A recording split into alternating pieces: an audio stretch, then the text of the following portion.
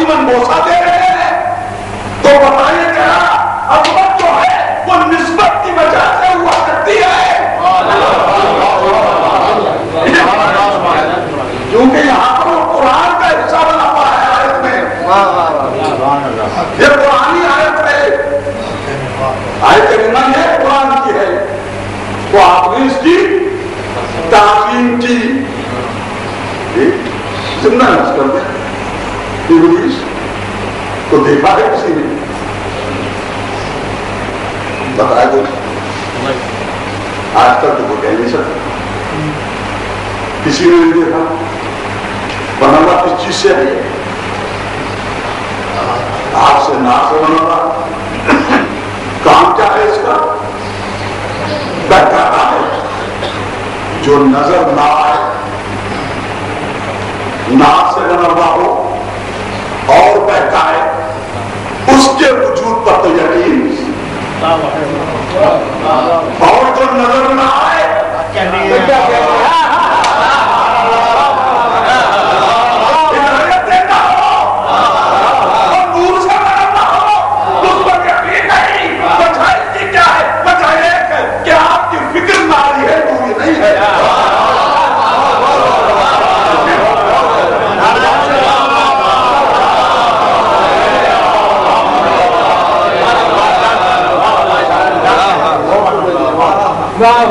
اور یہ قرآن نبی کی وجہ سے بنا، تب ہم نے اس پر یقین کیا، یقین نہ کرے مومن پیامبر پر یقین کرنا پڑے گا، تو اس نے کہا کافی کم ہوگا کہ جب اس کے ساتھ اسی کی طرف سے کوئی اور وضاحت بھی شامل رہے تب یہ ہوگا کافی، تنہا کافی نہیں ہو سکتا۔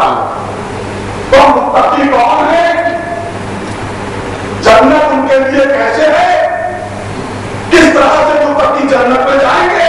تنہا قرآن نہیں بتا سکے گا۔ ابھی عرض کروں گا، اور ہونا چاہیے قول رسول ہی کے مطابق۔ آپ ہی نے تفریح کر کے کہا کہ یہ اللہ کا کلام ہے، زبان سے میری ہی ادا ہو رہا ہے، لیکن یہ میری حدیث ہے، تو پتہ چلا قرآن کے ساتھ ساتھ حدیث رسول کا ہونا بھی لازمی ہے، بچتے کہ حدیث ہو۔ کیا شان ہے حدیث کی؟ چیک کیا ہے؟ کیسے پتا چلے یہ حدیث رسول؟ واحد چیک، جو حدیث میری قرآن سے مطابقت رکھتی ہوئی نظر نہ آئے اسے دیوار پر دے مارو۔ تو جو کچھ حدیث ہوگی حضور کی جہاں سے بھی ملے اس کو قرآن سے مطابق ہونا چاہیے۔ اگر ذرا ثابت ہو گئے تو حدیث رسول نہیں، قرآن تو یہ کہے کہ ہر نبی معصوم، اور حدیث ایسی پیش کر دی جائے جو اس وقت تک دھبا نہ لگائے۔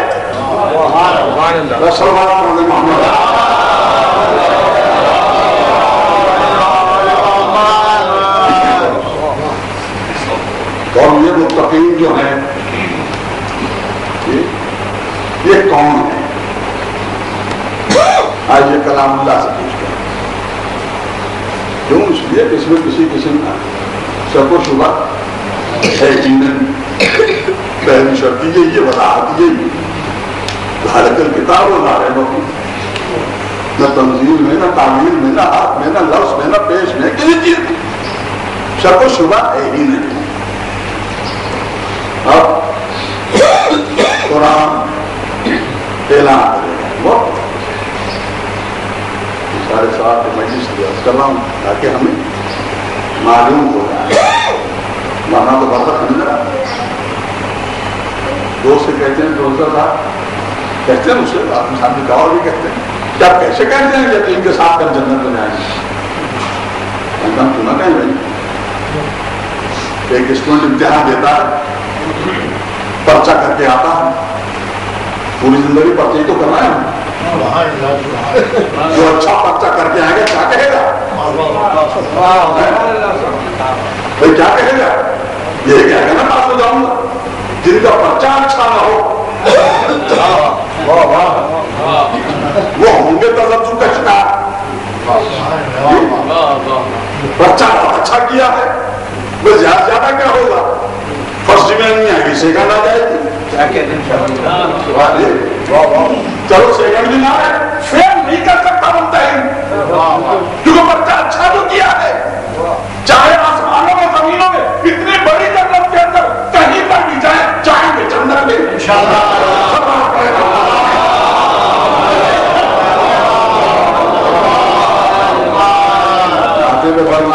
خبر کے نزدیک پہنچ چکا ہوں بڑی صاف بات. کسی کا مال لوٹا ہے, کسی کا مال غصب کیا ہے, کسی کو بے گناہ قتل کیا ہے, کسی کا ڈاکہ ڈالا ہے, کیا کیا جو کو شک و شبہ ہے یقین نہیں ہے. ابھی اس طرح کے قرآن سے پتہ چل گیا. پہلے تو یہ معلوم ہو کہ متقی ہیں یہ اصول ذہن نشین رہے. غیر متقی جنت میں جا ہی نہیں سکتا اور ادھر غیر متقی ہے.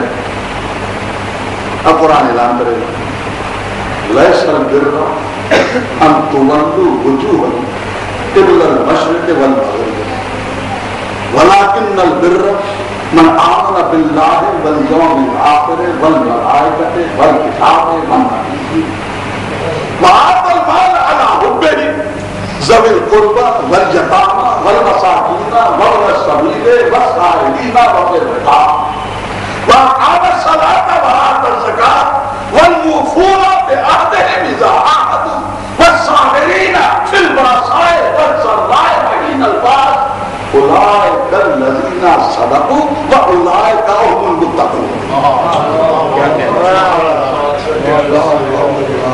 یہ فیصلہ کر دیا قرآن. نیکی یہ نہیں ہے کہ کبھی تم اپنے چہرے کو مغرب کی طرف کر لیتے ہو کبھی مشرق کی طرف کر لیتے ہو.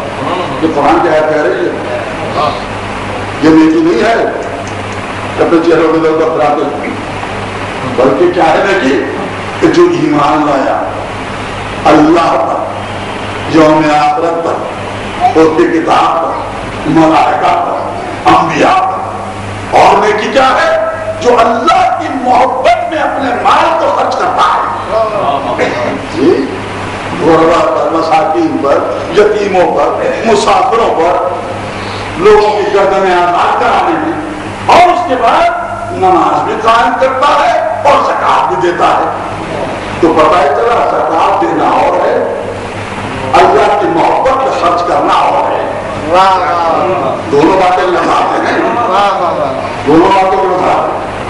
اللہ کی محبت میں ایک مال خرچ کرتا ہے اور ایک زکات دیتا ہے. فرق کیا ہے دونوں چیزوں میں؟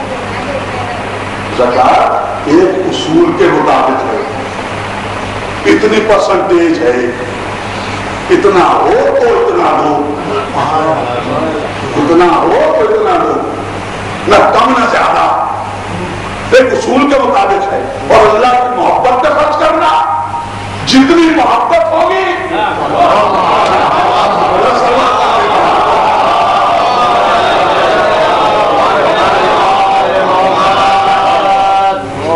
زکات کا نصاب ہے نا, اللہ کی محبت پہ خرچ کرنا اس میں نصاب نہیں ہے.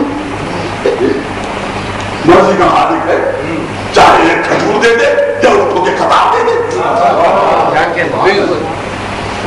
وہ تو جیسا موقع ہو جیسی منزل. اور اس کے ساتھ اور کیا ہے کہ جو وعدہ کرو اسے پورا کرو. والموفون بعہدہم اذا عاہدوا. کل آئیے گا صاحب,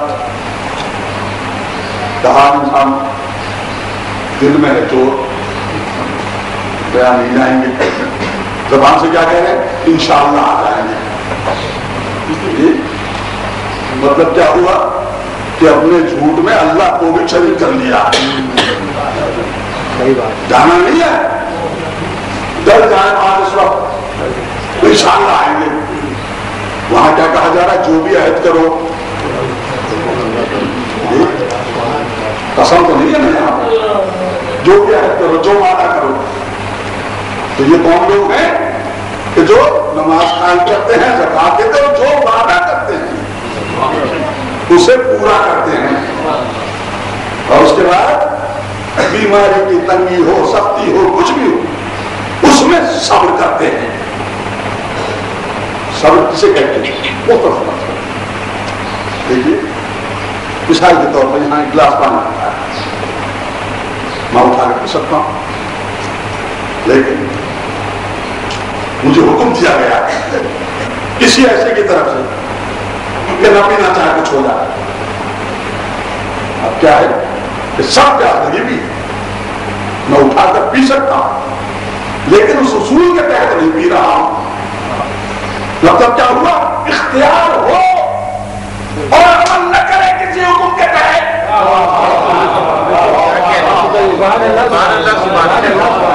اسے صبر کہا جاتا ہے۔ مجبوری اور چیز ہے، آپ اٹھا ہی نہیں سکتے، ہاتھ چلے آپ کے پانی نہیں ہے اس میں، مجبوری اور بات ہے، صبر اور بات ہے۔ تو یہ صبر کرتے ہیں۔ اب وہ کہنا کہ مجبور تھے، سب آپ پڑے ذرا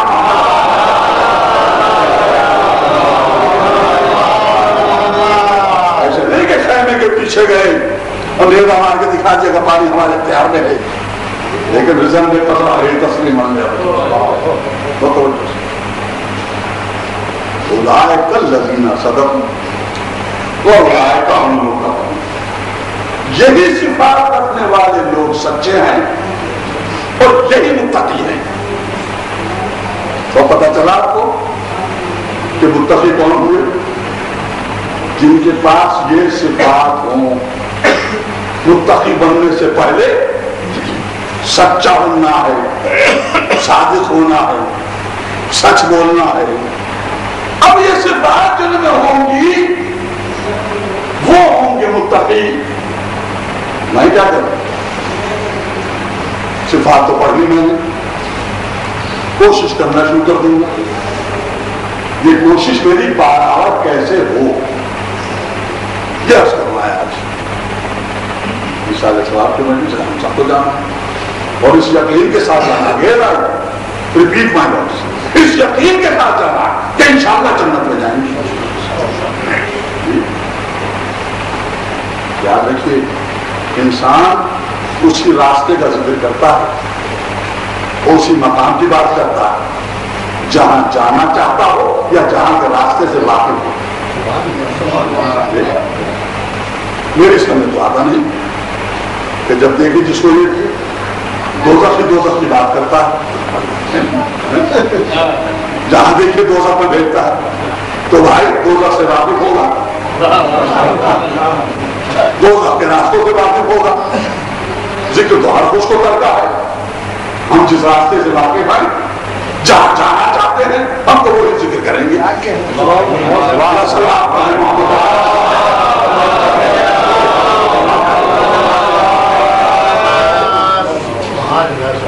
پڑھ رہے ہیں نماز، بڑی قضا ہے نماز، بڑے قضا ہے۔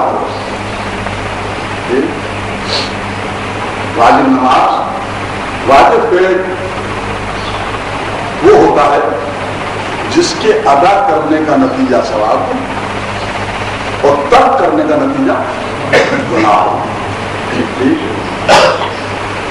ایک تھوڑا سا چارٹ بنا لیں آپ، میں ہمیشہ یہ کہتا ہوں، اس چارٹ میں آپ لکھیے مثال کے طور پر صبح کی نماز، اور جہاں پر صبح کی نماز کا تعلق ہے جو میری ذات فکر ہے وہ برا نہ مانیے، جو صبح کی نماز نہ پڑھے چاہے کہ دن نماز پڑھے، میں تو اس کو نماز مانتا نہیں، میری ذات فکر ہے۔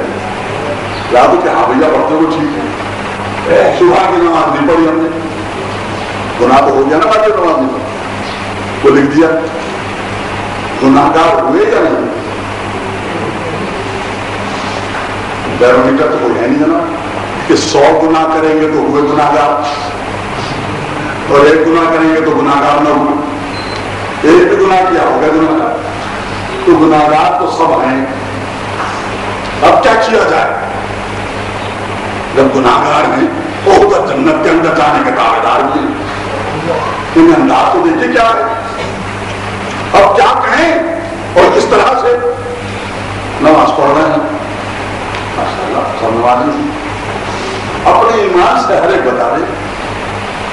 نماز جب تک قبول نہ ہو کیا اس کا ثواب ملے گا؟ پہلے تو قبول ہو تبھی تو ثواب ہے، اور قبول ہی نہ ہو تو مولانا تک کرے ہوں گے. کربلا میں یہی تو فیصلہ ہوا تھا. اور فیصلہ کیا ہوا تھا؟ ہزاروں بدعات تھی ادھر، مسلسل نماز تھی، اور ادھر ایسے بات تھے کہ جن پر نماز کو بھی ناز تھا.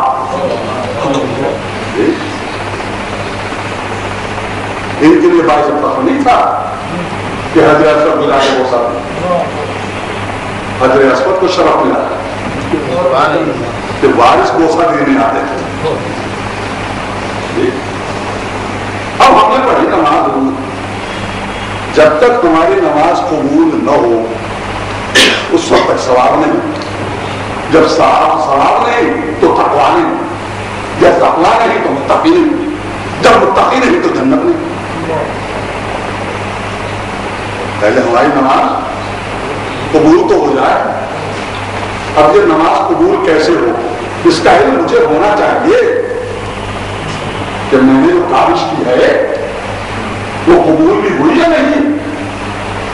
ایک دنیا کا معمولی افسر ہوتا ہے، وہ آپ سے کوئی کام کہتا ہے، آپ ڈرافٹ بناتے ہیں، جب تک وہ اپروو نہ کر لے تب تک سیٹسفیکشن ہوا کہ کام آپ نے کیا.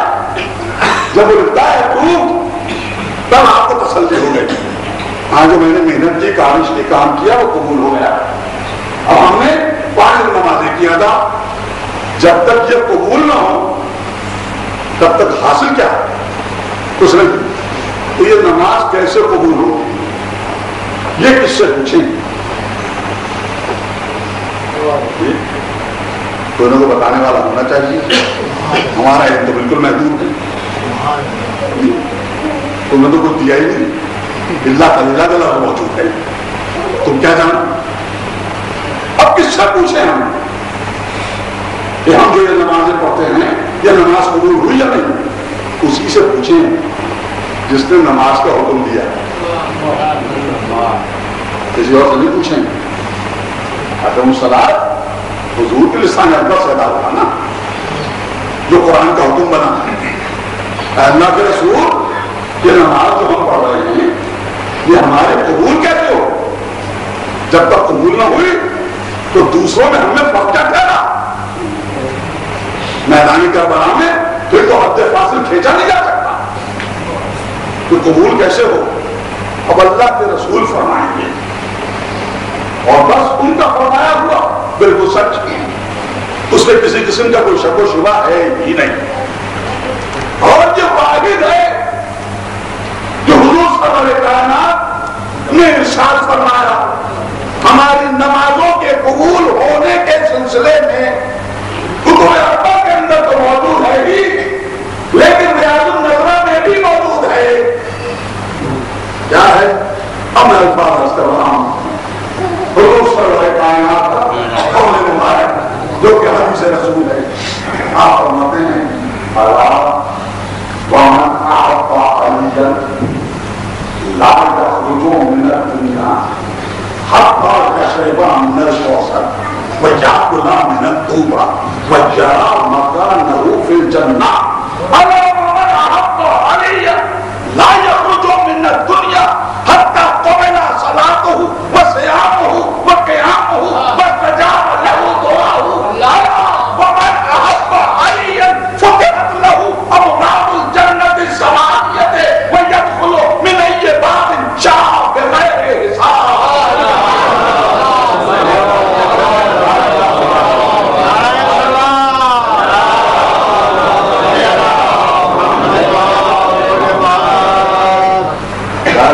سرکار کا آگاہ ہو جاؤ، جو بھی علی سے محبت کرتا ہے، جو بھی نہ حاکم کی قید نہ محکوم کی، نہ سنی کی قید نہ شیعہ کی، نہ شافعی کی قید نہ مالکی کی، نہ عورت کی قید نہ مرد. کون نہیں جانتا تھا کہ غالب کا کیا مسئلہ تھا؟ یہ ارے جانتا ہے نا، لیکن کیا کہا غالب نبی میں دوست سے آتی ہے روح دوست مشغول حق بندگی ہے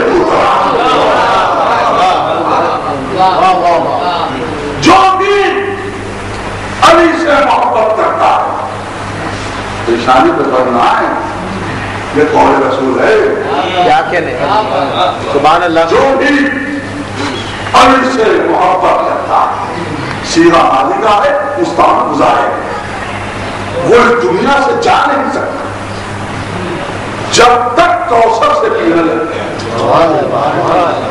جا ہی نہیں سکتا توبہ سے کھانا لے اور جنت میں اپنے رہنے کی جگہ دیکھ نہ لے یہی تو کہا تھا اے حسین جانے کی بات کرتے ہو تو واپس چلے جائیں یہ کیسے ممکن ہے یہ حوض کوثر تک آ کر لوٹ جائیں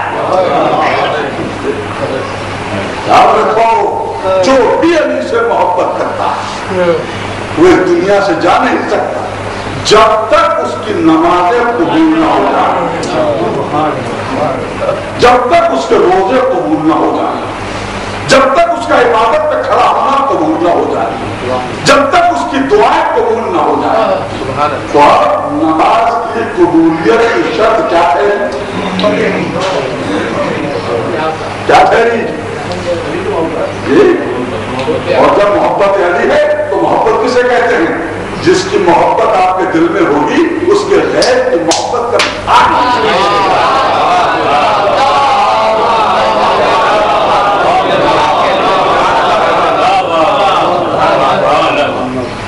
بلا نہیں سکتا جب تک اس کی نمازیں قبول نہ ہو جائے اس کے روزے قبول نہ ہو جائے اس کا نمازوں میں عبادت پہ کھڑا ہونا قبول نہ ہو جائے اور اس کی دعائیں قبول نہ ہو جائے تو اس دنیا سے ایک بات اور اس کا تو ناراض نہ ہو جائے تو بزرگ بھی موجود ہے ہم بھی موجود ہیں بچے بھی جوان بھی دوستو سال میں 2 دفعہ بڑی تعداد میں کھڑے ہو کر ہم اللہ سے دعا مانگتے ہیں ابھی آپ مانگیں گے انشاءاللہ کریں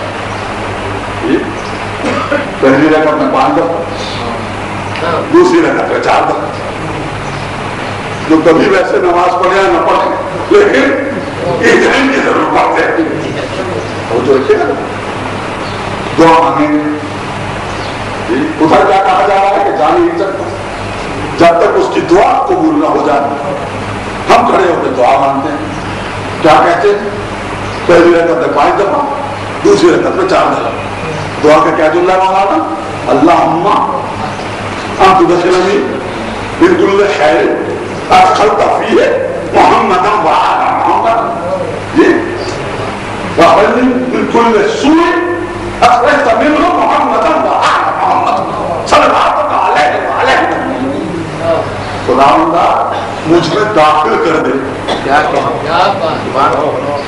تمام نیکیوں کو جن نیکیوں کو تو نے محمد والے محمد نے داخل کیا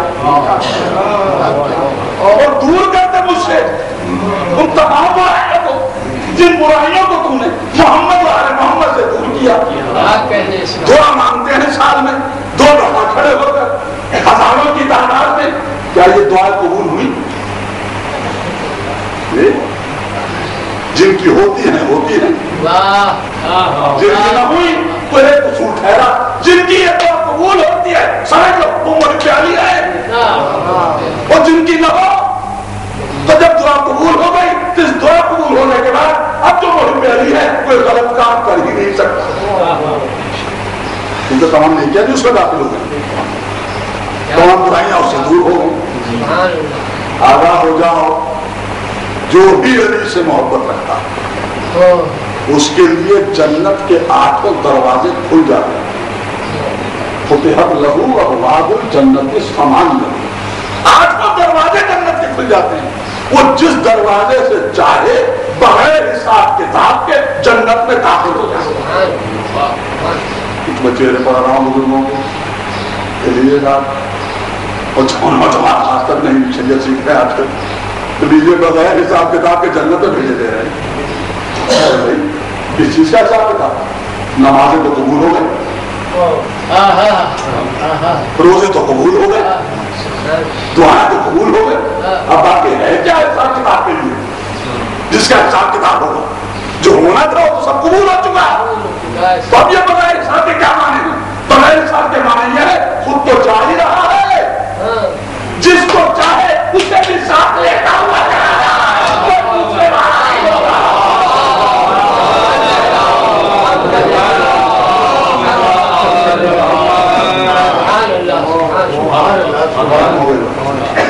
تو متقی کون ٹھہرا؟ جو تمام تر عبادات کے ساتھ ساتھ اللہ کی محبت رکھتا ہے.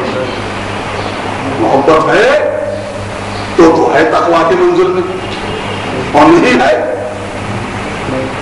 جب محبت ہے علی کی اور ہے تقویٰ کی منزل میں, تو اب کسی بھی طرح سے چاہے کچھ ہو جائے. حضرت علی علیہ السلام کے نہ قول میں شک کرے گا, نہ عمل میں شک کرے گا, اور نہ کسی طرح سے آپ کے حکم کی حکم عدولی کرے گا, کبھی نہیں کرے گا. سوال ہی پیدا نہیں ہوگا. حضور نے الفاظ کہے نا جناب علی نے, کیا ہو گیا تم لوگوں کو؟ جب گرمی میں کہتا ہوں کرو, جب تو کہتے ہو کہ نہیں سردی میں, اور جب سردی میں کہتا ہوں تو کہتے ہو گرمی میں. تو پتہ چلا کہ تھے موجود, حکم تسلیم نہیں کرتے تھے, چند ایک تھے جو حکم تسلیم کرتے تھے. جب چند ایک تھے تو انہیں چند ایک کے دامن کو ہمیں بھی پکڑنا ہے, انہیں چند ایک کو ہمیں بھی دیکھنا ہے کہ متقی ایسے ہوتے ہیں. لہذا کمبل بننے کی کوشش کرو, ابو ذر غفاری بننے کی کوشش کرو, سلمان فارسی بننے کی کوشش کرو, مقداد بننے کی کوشش کرو, حسنین کے غلام بننے کی کوشش کرو.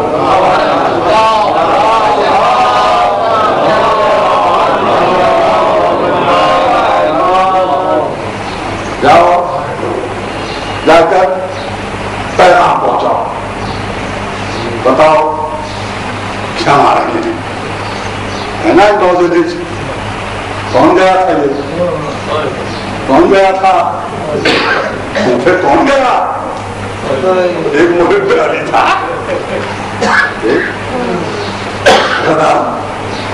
عجیب تاریخ ہے, بہت بڑی ہے جنت, نہ جانے کب سے دنیا چل رہی اور کب تک چلتی رہے گی. تو ایسے محب علی بھی نہ جانے کتنے پیدا ہوتے رہیں گے, پیدا ہوتے رہیں گے. آپ تو دیکھیں گے ایک ہے مسلم, ہر دور میں بھی ایک اگر ہوا تو نہ جانے کتنے ہو گئے, پہنچ گئے کو. اور یہ لکھتے ہیں مختصر کروں وقت میں قرآن کا ٹائم ہونے والا, تو ظہرین کی نماز میں ہزاروں کی تعداد تھی, اور جب مغرب کی نماز کا وقت آیا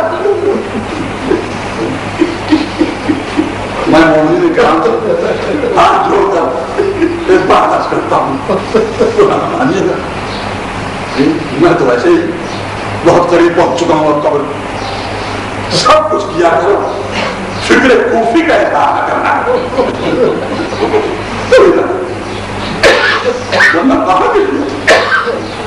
کہاں کے بولے, جو بات وہ صاف کہہ دیا, ہاں ہے تو ہاں, نہ ہے تو نہ. ہزاروں کی طرح 18,000 اتنے جی چھلک رہی تھی مسجد کو, لیکن جب عشاء کی نماز پڑھتے حضرت مسلم مسجد سے نکلے, اب جو ادھر ادھر دیکھ رہے کوئی ساتھی نہیں, نیا شہر, لوگ وہ جانتے نہیں, گلیوں میں بھٹکتے پھر رہے ہیں, سمجھ میں نہیں آ رہا کہ کہاں جائے. اچانک دیکھا کہ ایک دروازے پر ایک خاتون کھڑی ہے. بہت مشکل ہے فیصلہ یاد, لیکن تاریخ عمل سے فیصلہ کرا ہوں گے. خاتون کو عظیم اور عبادت گزار مانا جس کا نام کیا تھا؟ جناب داؤد. کھڑے پہنچے جناب تو مجھے پانی پلا آپ کے کوثر سے بیٹے کا غلام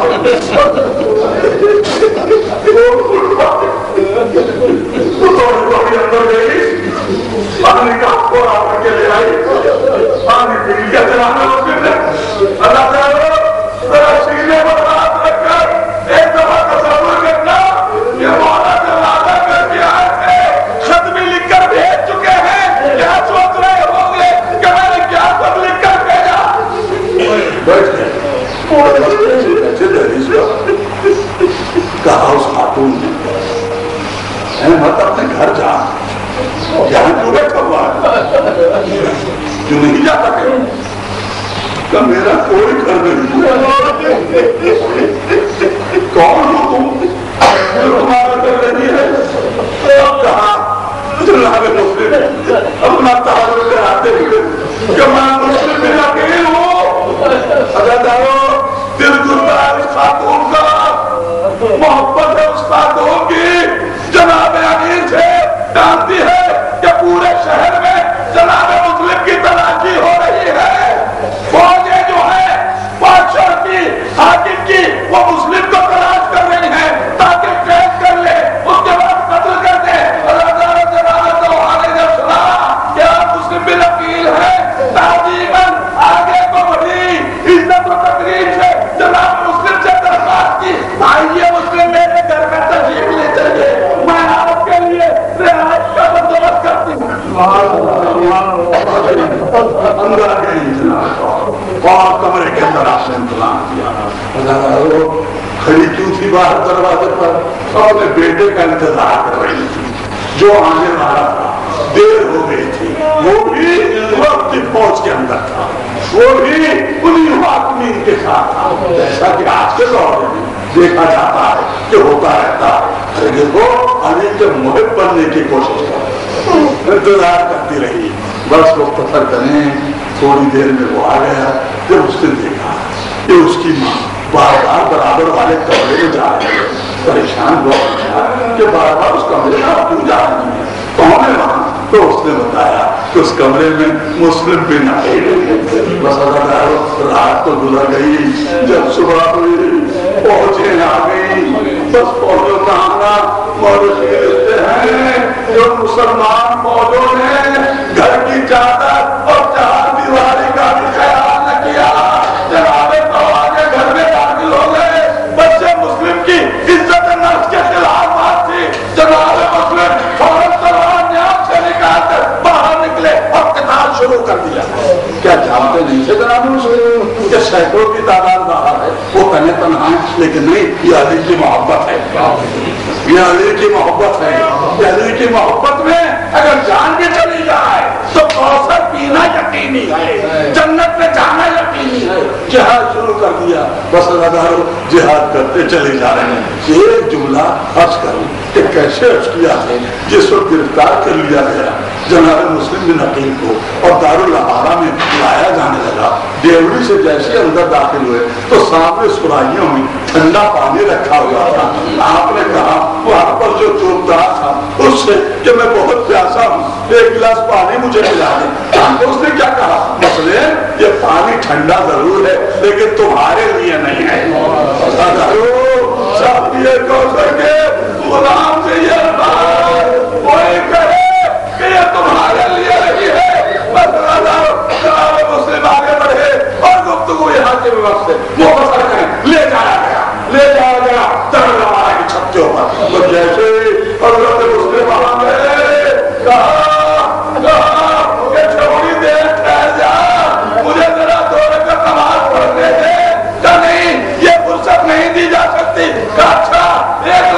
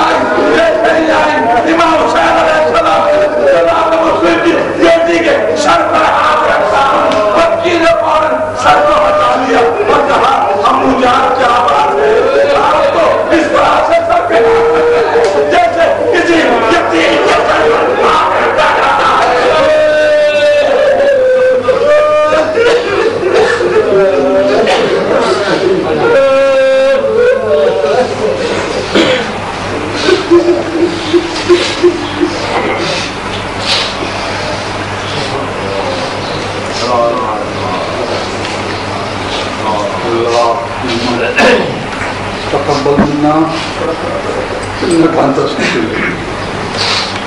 خدا اللہ ہماری سی بات کو خود سب کچھ خدا اللہ محمد والے اس موضوع کے رسالہ سلام اس مجلس کا انعقاد کیا گیا ہے تو ظاہر ہے محب اہل بیت تھا، محب اسے اپنے وعدے کے مطابق جنت فردوس میں کرنا ہے. خدا اللہ محمد والے مومن و مومنات اس جہان فانی سے پوچھ کر ان سب کو جمع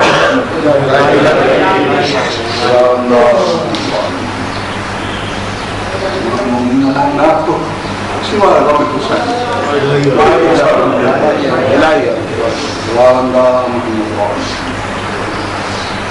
مومن و مومنات ابھی تک زیارات کا شرف حاصل نہیں کر سکتے. خداوندہ اپنے حبیب کے ساتھ انہیں زیارات کا شرف خداوندہ مومن و مومنات پریشانیوں کا شکار ان کی پریشانیوں خداوندہ مومن و مومنات کے بچے امتحانات دے رہے ہیں انہیں امتحانات کامیاب خداوندہ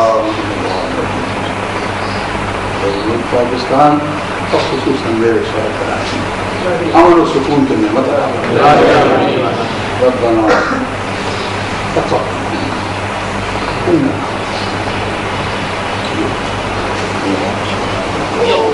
اور یہ سورہ فاتحہ اور 3 دفعہ سورہ اخلاص مضمون سید اقبال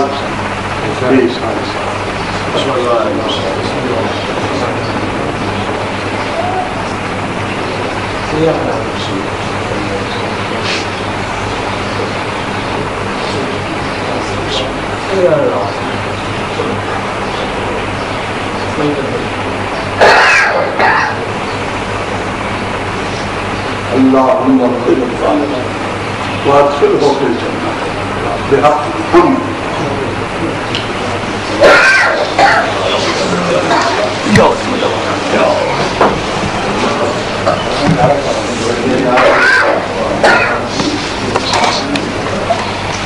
السلام علیکم مولانا اللہ. السلام علیکم ابن رسول اللہ. السلام علیکم ابن امیر المؤمنین. السلام علیکم یا سائر شہداء کربلا جميعا ورحمۃ اللہ وبرکاتہ. السلام علیکم یا غریب الغرباء. السلام علیکم یا اسیر الفقراء. السلام علیکم یا اشرف الشموس. السلام علیکم یا ایھا النفوس بأرض طوس. یا ابن علی ابن موسیٰ رضا الرافع بالقدر والقضاء ورحمۃ اللہ وبرکاتہ. السلام علیکم یا مولا یا صاحب العصر والزمان.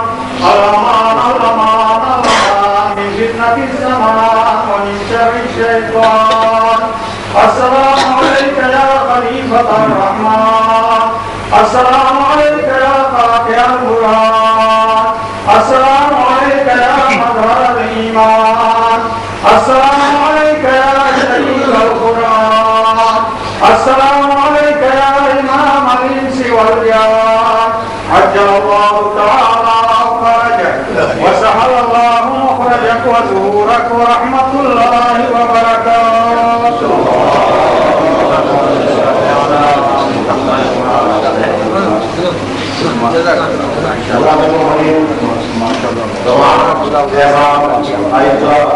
اور دیگر مومن سے گزارش ہے کہ یہاں پر آپ نماز پڑھ رہے ہیں. دستک نیاز یہاں کے گروپ کا احترام ہے. آپ حضرات سے گزارش ہے کہ بات ہمارے مسئلہ یہاں